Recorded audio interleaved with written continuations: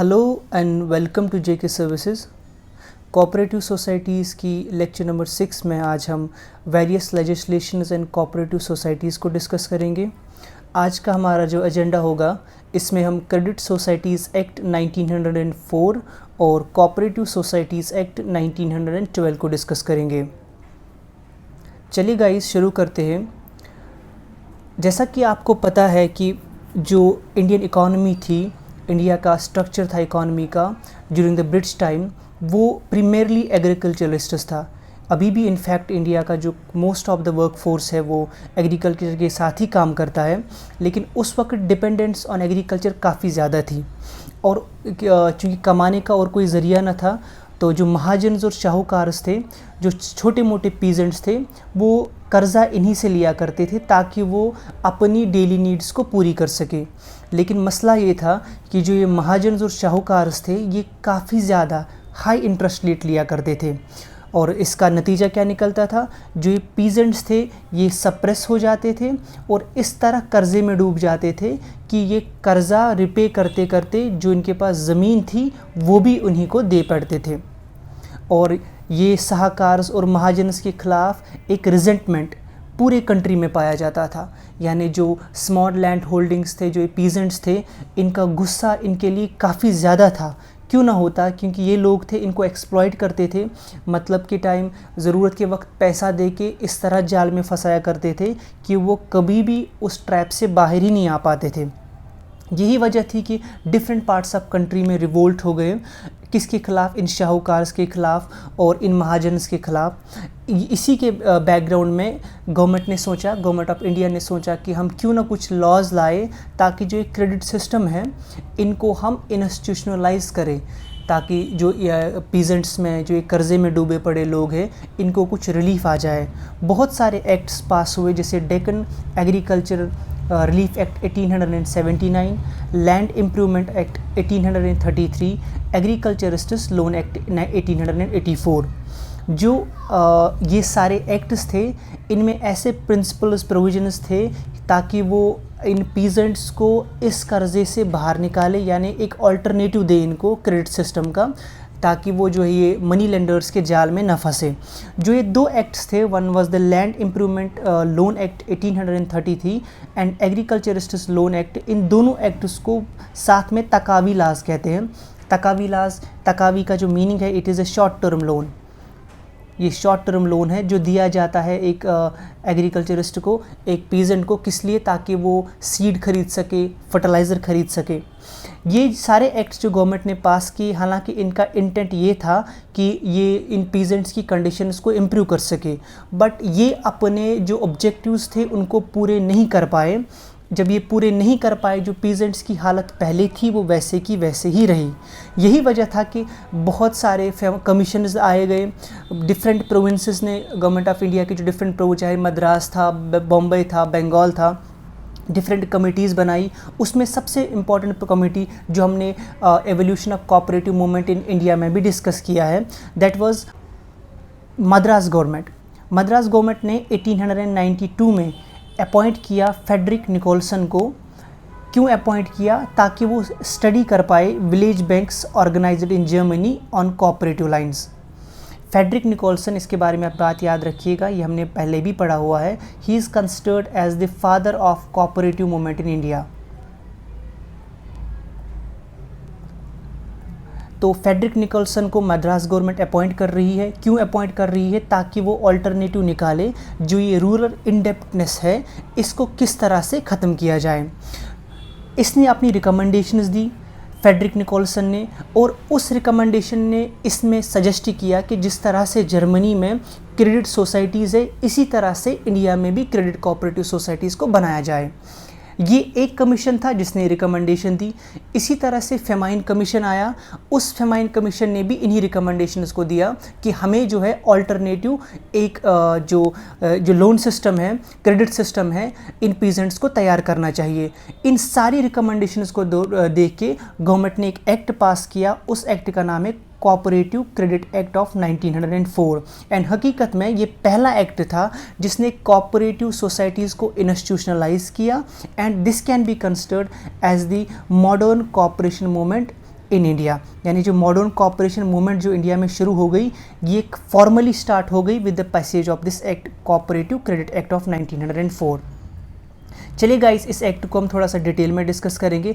Before कि मैं इस एक्ट को आपके सामने बताऊं, हम इसको अंडरस्टैंड कर पाए, हम लॉ के स्टूडेंट नहीं हैं, हमें लॉ नहीं समझना है, हमें इम्पॉर्टेंट प्रोविजंस समझने हैं। वो प्रोविजंस जो हमारे एग्ज़ाम पर्सपेक्टिव के लिए इम्पॉर्टेंट हैं और वो प्रोविजंस जो हमारे इंटरव्यू पर्सपेक्टिव के लिए इम्पॉर्टेंट है। तो गाइस, इम्पॉर्टेंट कैरेक्टरिस्टिक्स इस एक्ट के पढ़ते हैं। पहला है the rural urban classification. Credit societies act ने पहला का काम किया, इसने बताया कि कोई एक रूरल क्रेडिट सोसाइटी होगी, एक अर्बन क्रेडिट सोसाइटी होगी। अब किस सोसाइटी को आप रूरल क्रेडिट सोसाइटी कहेंगे और किस सोसाइटी को आप अर्बन क्रेडिट सोसाइटी कहेंगे। According to this act, rural urban classification was completed और societies having 4/5 of their agriculturist members were classified as rural and those having 4/5 of their members non-agriculturists were classified as urban। यानी वो cooperative society जिसमें 4/5 members जो थे वो खेती बाड़ी के साथ काम करते थे, यानी वो एग्रीकल्चरिस्ट्स है, उसको हम क्या कहते हैं, that's called as rural credit society. और वो कोऑपरेटिव सोसाइटी जिसमें 4/5 of member non agriculturist activities में काम करते हैं, उसको हम क्या कहेंगे, अर्बन क्रेडिट सोसाइटी। जो दूसरा प्रोविज़न इस एक्ट का था, इसने कहा कि जो रूरल सोसाइटीज़ है इनमें लायबिलिटीज़ लिमिटेड हैं और जो अर्बन सोसाइटीज़ है इनमें कुछ में लायबिलिटीज़ लिमिटेड है और कुछ में अनलिमिटेड है। लायबिलिटीज़ का क्या मतलब है? लायबिलिटीज़ का मतलब ये है, कल को अगर एक कोऑपरेटिव सोसाइटी में नुकसान हुआ और उस नुकसान की भरपाई के लिए उनको अपनी क्रेडिट इंस्टीट्यूशन को पैसा देना पड़ा। मान लीजिए कि ये एक कोऑपरेटिव सोसाइटी से जो 50 मेंबर्स से बनी है, कल को इसमें नुकसान हुआ, ये काम नहीं कर पाई और इस कोऑपरेटिव सोसाइटी ने एक इंस्टीट्यूशन से, एक क्रेडिट इंस्टीट्यूशन से पैसा लोन में लिया था। उस वक्त क्या होगा, इनको लायबिलिटी तो बनती है लोन पे करने की, उस वक्त ये 50 मेंबर्स बस उतना पैसा डुबो बैठेंगे जितना इन्होंने इस कोऑपरेटिव सोसाइटी में कंट्रीब्यूट किया होगा। ऐसा नहीं है कि ये बैंक आ जाएगा, इन्हें बताएगा देखो भाई तुम पे इतना लोन है, अब तुम अपना घर ज़मीन बेच के हमें दे दो, ऐसा बिल्कुल कुछ नहीं है। लिमिटेड लायबिलिटी का मतलब ये होता है, आप खाली उतना पैसा डुबाओगे, आपका खाली उतना पैसा चला जाएगा जितना आपने कोऑपरेटिव सोसाइटी में कंट्रीब्यूट किया था, आपके पर्सनल एसेट्स पे कोई अटैक नहीं होगा। इसके अलावा जो और एक प्रोविज़न था इस एक्ट का, इस एक्ट के अकॉर्डिंग अगर एक कोऑपरेटिव सोसाइटी कुछ प्रॉफिट कमाती है, उस प्रॉफिट के साथ क्या किया जाएगा। अगर एक रूरल क्रेडिट सोसाइटी है तो रूरल क्रेडिट सोसाइटी के बारे में अकॉर्डिंग टू दिस एक्ट ये प्रोविज़न था कि ये जो प्रॉफिट कमाएगी इसमें ये कोई भी पैसा आपस में मेंबर्स में डिस्ट्रीब्यूट नहीं कर सकते, ये सारा का सारा पैसा जो है ये रिज़र्व फंड में चला जाएगा। लेकिन जो इसके बरक्स जो बाकी, अगर हम अर्बन कोऑपरेटिव सोसाइटीज़ की बात करेंगे, अर्बन कोऑपरेटिव क्रेडिट सोसाइटीज़ की बात करेंगे, वो अगर वो प्रॉफिट कमा लेते हैं उसका 1/4 हिस्सा वो आपस के मेंबर्स में कंट्रीब्यूट कर सकते हैं, डिस्ट्रीब्यूट कर सकते हैं, और जितना बाकी बचेगा उसको हम जो है रिजर्व फंड में डालते हैं। The next provision of this act is, this act created the post of registrar. जिस एग्ज़ाम के लिए आप अभी पढ़ रहे हैं, अगर ये एक्ट नहीं होता तो ये शायद एग्ज़ाम भी नहीं होता। इसी एक्ट ने पोस्ट ऑफ रजिस्ट्रार किया, किस लिए किया, ताकि वो ऑडिट कर सके और कंट्रोल कर सके इन सोसाइटीज़ को। जो कोऑपरेटिव सोसाइटीज़ बन रही है, क्रेडिट सोसाइटीज़, इनको ऑडिट करना है, इनकी फंक्शनिंग देखनी है कैसी कर रही है, तो this was done by creating the post of registrar. Government ने इसके अलावा जो तीसरा इसमें प्रोविज़न किया, इसने काफ़ी ज़्यादा ऐसे स्टेप्स लिए ताकि ज़्यादा से ज़्यादा कोऑपरेटिव क्रेडिट सोसाइटीज़ बने। जैसे कि गवर्नमेंट ने बताया कोई रजिस्ट्रेशन फ़ीस नहीं होगा अगर कोई क्रेडिट कोऑपरेटिव सोसाइटी बनती है, कोई स्टैंप ड्यूटी नहीं लगेगी, कोई इनकम टैक्स नहीं भरना पड़ेगा आपको। इसके अलावा जो है आपका जो ऑडिट होगा, जो रजिस्ट्रार करेगा, ये फ्री ऑफ कॉस्ट होगा, आपको कोई पैसा इसके लिए नहीं देना होगा। इसके अलावा गवर्नमेंट ने क्या बताया, गवर्नमेंट ने कहा कि जो मेंबर्स इस कोऑपरेटिव सोसाइटी के होंगे इनको जो क्रेडिट इंस्टीट्यूशंस है वो इजीली लोन फराहम कर सकते हैं, ताकि वो कुछ इमूवेबल या ऑर्नामेंट वगैरह जो उनके पास जेवरात है या कोई प्रॉपर्टी है उसको जो है एज ए मॉर्टगेज रख के ईजिली ये लोन अवेल कर सकते हैं। These are the important features of credit societies act of 1904। मैं सिंपल से फिर से रिपीट करूँगा। इसने इम्पॉर्टेंट 4 प्रोविजंस थे। पहला, इसने रूरल और अर्बन क्लासिफिकेशन की, जिसमें इस एक्ट के अकॉर्डिंग वो रूरल क्रेडिट सोसाइटी उसको कहते हैं जिसमें 4/5 मेंबर्स ऐसे हैं जो खेतीबाड़ी के साथ काम करते हैं, और अर्बन क्रेडिट सोसाइटी उसे कहते हैं जिसमें 4/5 मेंबर्स जो हैं वो है नॉन एग्रीकल्चरिस्ट एक्टिविटीज़ में काम करते हैं। इसके अलावा जो लायबिलिटीज़ रूरल क्रेडिट सोसाइटीज़ की है वो लिमिटेड है, और जो अर्बन क्रेडिट सोसाइटीज़ की है वो लिमिटेड भी हो सकती है और वो अनलिमिटेड भी हो सकती है। इसके अलावा the third important thing was कि जो प्रॉफिट ये कमाते हैं, अगर रूरल क्रेडिट सोसाइटी कोई प्रॉफिट कमाती है वो उसमें कुछ भी अपने मेंबर्स को डिस्ट्रीब्यूट नहीं कर सकती, बल्कि उसको वो सारा का सारा एक रिज़र्व फंड में रखना पड़ेगा। लेकिन अगर अर्बन क्रेडिट सोसाइटी है वो प्रॉफिट में से आपस के मेंबर्स में डिस्ट्रीब्यूट कर सकते हैं, लेकिन बाकी का पैसा जो है उनको रिज़र्व फंड में रखना पड़ेगा। इसके अलावा it created the post of registrar और बहुत सारे एनकरेजमेंट बेनिफिट्स भी दे दिए। इसके अलावा जो मेंबर्स थे उनको लोन का प्रोविज़न भी दे दिया। इस एक्ट को अगर आप एनालाइज करेंगे तो आपको कुछ बेसिक डिफेक्ट्स नज़र आएंगे, कुछ लिमिटेशंस है इस एक्ट की, उनको डिस्कस करेंगे हम। जो पहली लिमिटेशन थी दैट वाज जो ये रूरल अर्बन क्लासिफिकेशन इन्होंने दी थी, इट वाज अनसाइंटिफिक एंड अनफिटिंग। जो क्लासिफिकेशन इन्होंने दी थी इट वाज कम्प्लीटली अनसाइंटिफिक। यानी आप एक अर्बन क्रेडिट सोसाइटी को बस इस बिना पे बताते हो कि वहाँ पे नॉन एग्रीकल्चरिस्ट मेंबर्स हैं, और रूरल सोसाइटी को बताते हो कि वहाँ बस एग्रीकल्चरिस्ट मेंबर्स हैं, तो this was not considered to be scientific, और ये वक्त की ज़रूरतों को भी पूरा ही नहीं कर पाता था। The second was that the restriction of to register non credit and federal institutions forced to make significant amendments in it. अगर आप इस एक्ट को थोड़ा ध्यान से पढ़ेंगे, it is credit societies act. इसने कोऑपरेटिव सोसाइटी तो बनाई but only credit societies. What about other societies? Agriculture societies है, फार्मिंग सोसाइटी है, फिशिंग सोसाइटीज़ हैं। आप समझ रहे हैं?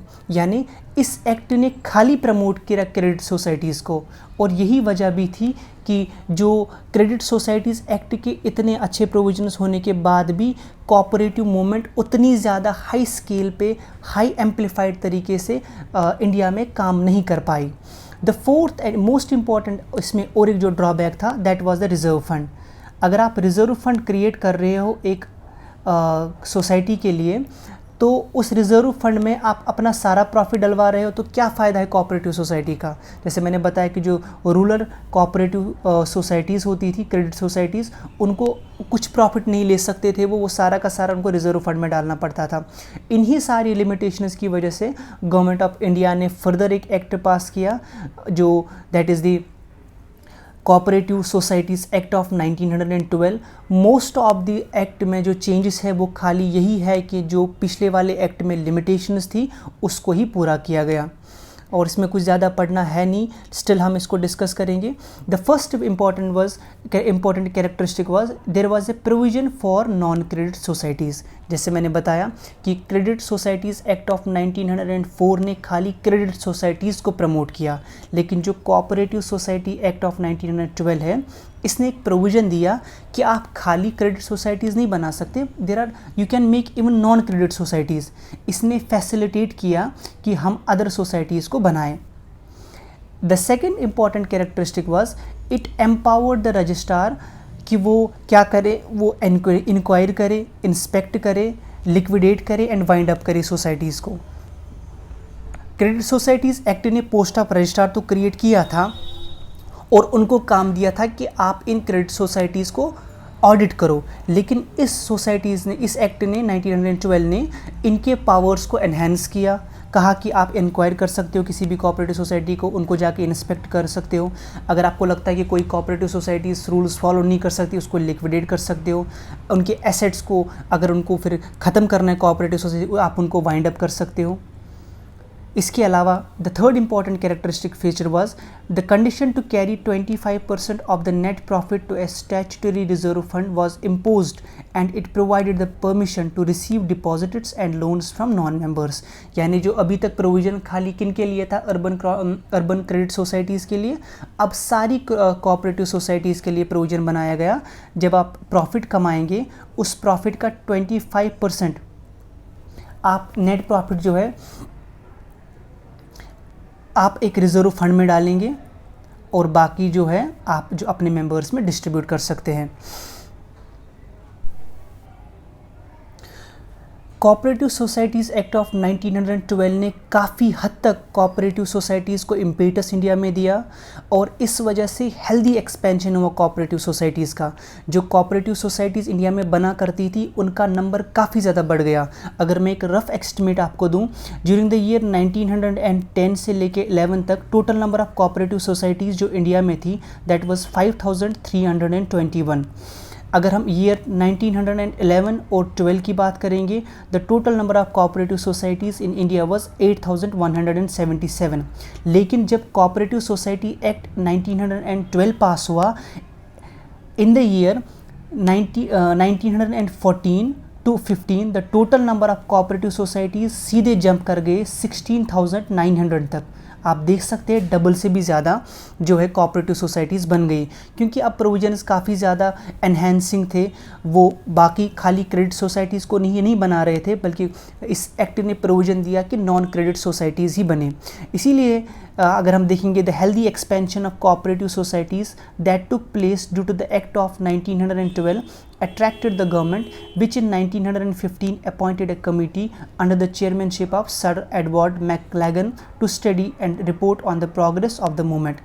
यही वजह थी जब इस एक्ट ने काफ़ी अच्छा काम किया तो गवर्नमेंट का ध्यान इसकी तरफ गया कि एक अच्छा एक प्लेटफॉर्म बन सकता है जो लोगों को, जो पीजेंट्स को, जो स्मॉल आर्टिजन्स को एनहेंस कर सकता है।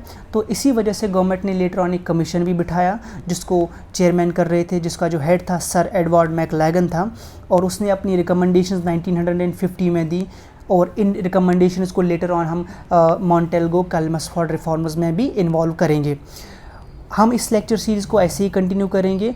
फ़िलहाल अभी तक आपने समझ लिया कि किस तरह से क्रेडिट सोसाइटीज़ एक्ट 1904 आया, उसके इम्पोर्टेंट प्रोविजंस क्या थे एंड देन उसमें क्या लिमिटेशंस थी। उन लिमिटेशंस को कोऑपरेटिव सोसाइटी एक्ट 1912 ने पूरा किया और एक healthy expansion of cooperative societies India में हुआ। हम इस सीरीज़ को कंटिन्यू करेंगे, कुछ आज लेक्चर्स इसी पे चलेंगे ताकि जो वेरियस लेजिस्लेशंस हैं कोऑपरेटिव सोसाइटीज़ को हम उनको कवर कर पाए। इसके अलावा जितनी सारी कमिटीज़ इसमें आएंगी, जैसे कि सर एडवर्ड मैकलैगन कमेटी आएगी, हमारे सिलेबस में इसको मेंशन है कि वेरियस कमिटीज़ हमें पढ़नी है, हम इन दोनों को साथ साथ पढ़ेंगे। ओके, होप कि आपको ये वीडियो पसंद आया होगा। प्लीज़ इस वीडियो को लाइक कीजिए, शेयर कीजिए। अगर आप इस चैनल पे नए हैं तो चैनल को सब्सक्राइब कीजिए। Thank you so much for watching.